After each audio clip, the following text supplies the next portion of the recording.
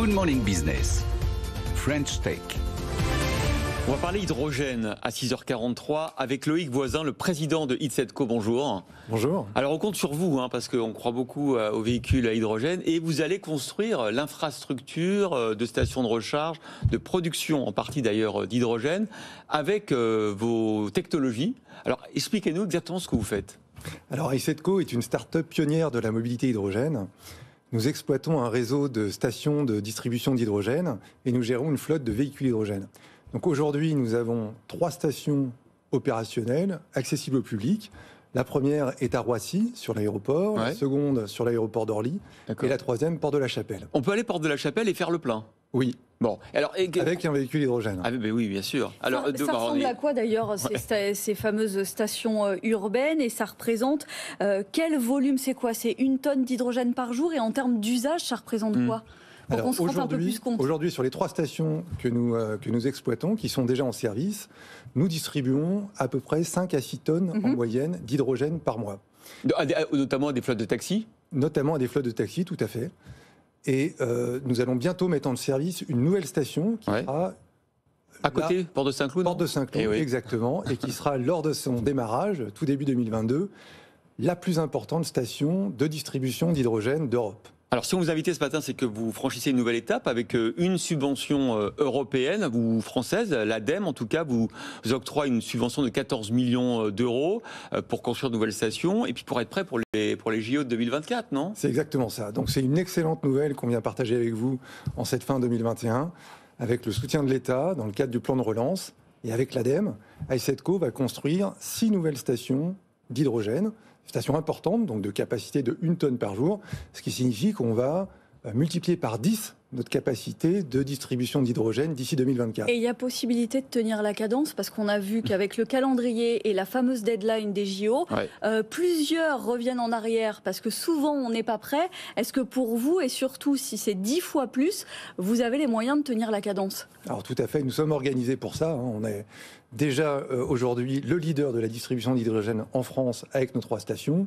On est sur un plan de déploiement, de développement qui est très ambitieux, mais très réaliste, et on s'est organisé pour ça. Alors, j'ai vu dans la note là que vous faites de la production aussi, production-distribution, ou en tout cas, si vous ne produisez pas, d'où vient l'hydrogène? Est-ce qu'à un moment donné, il faut installer on ne connaît pas bien encore cette technologie. Est-ce que c'est d'hydrogène vert? Racontez-nous un peu comment ça se passe. Comment on vous amenez l'hydrogène dans vos stations? Alors aujourd'hui, sur les 3 stations que nous exploitons, l'hydrogène vient de l'extérieur. Il est apporté par des camions qui permettent de recharger... Par exemple, j'imagine, d'Air Liquide, qui est un de vos actionnaires. Et un de nos partenaires, actionnaires également. À l'avenir, et c'est le cas notamment sur la station de la Porte de Saint-Cloud, nous allons produire l'hydrogène sur site. Sur place. Comment on avec fait des pour produire électrolyseurs.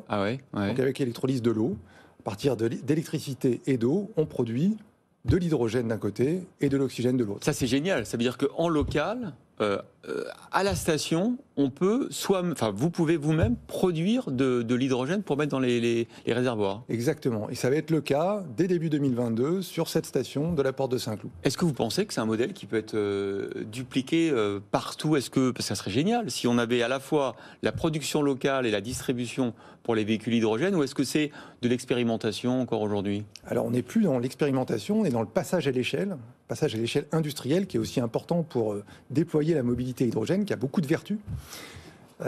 Et effectivement, l'objectif, c'est bien à terme d'avoir de l'hydrogène vert. Et pour avoir de l'hydrogène vert, il faut coupler les énergies qui vont produire l'hydrogène à des énergies renouvelables. Bon, il y a l'objectif aussi à terme, c'est un maillage du territoire, on l'imagine, quitter l'Île-de-France pour après déployer ailleurs. Est-ce qu'il y a encore des freins justement à ce déploiement plus massif? Alors de moins en moins, parce que la mobilité hydrogène a de nombreux atouts.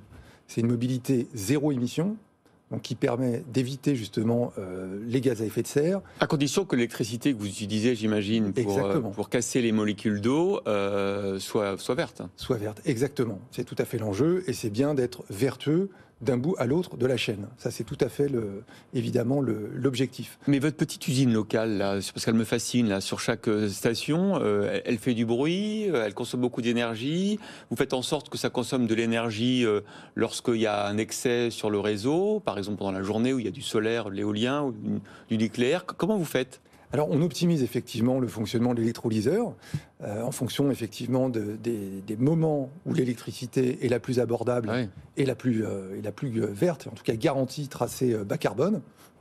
Et ensuite, on produit au fil de l'eau, on stocke l'hydrogène et on l'utilise quand on en a besoin. Donc avec l'hydrogène qui est en fait un vecteur d'énergie, on produit l'hydrogène quand on le peut et on l'utilise quand on en a besoin. Et c'est rapidement rentabilisé? Parce que j'imagine que les investissements sont lourds et après, en termes d'usage, est-ce que la rentabilité, elle va être là tout de suite? Alors, c'est pour ça qu'on est subventionné à cette étape-là. C'est qu'aujourd'hui, on a besoin de subventions pour apporter une équation économique qui soit soutenable. Mais à terme, avec le passage à l'échelle, avec l'industrialisation de la mobilité hydrogène, il n'y a pas de doute sur le fait que les coûts vont sensiblement baisser. Même question pour les voitures à hydrogène. Aujourd'hui, il faut compter combien pour avoir un véhicule qui puisse aller faire le plein porte de la Chapelle ou porte de Saint-Cloud? Aujourd'hui, vous avez des véhicules catalogues offerts par les constructeurs qui sont autour de 65 000 € pour des berlines haut de gamme. Ouais. C'est le cas de la Toyota Mirai, par exemple. Avec un coût pour faire le plein? Alors le coût pour faire le plein, il est aujourd'hui de l'ordre de 60 € pour faire un plein complet. Un plein qui vous permet d'avoir une autonomie de bon rang d'ores et déjà, entre 500 et 600 km. Donc c'est pas moins cher aujourd'hui que le pétrole? Alors c'est pas au kilomètre. C'est pas une énergie low cost, c'est une énergie qui a beaucoup de vertus pour répondre aux défis environnementaux, aux défis climatiques, aux défis de la transition énergétique, aujourd'hui qui n'est pas moins cher. Non. Je rappelle vos actionnaires, Toyota, Total, Air Liquide, Hype, qui est une flotte de taxis à hydrogène.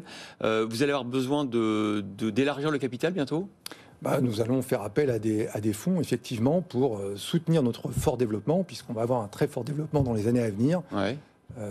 2024, on en a parlé, mais bien au-delà, la croissance est extrêmement forte dans notre secteur. Votre pari, vous, entre les véhicules à hydrogène et les véhicules à batterie électrique, parce qu'on est en train de développer des gigafactories un peu partout en Europe, il y a deux technologies là qui sont pour l'instant en concurrence, parfois complémentaires.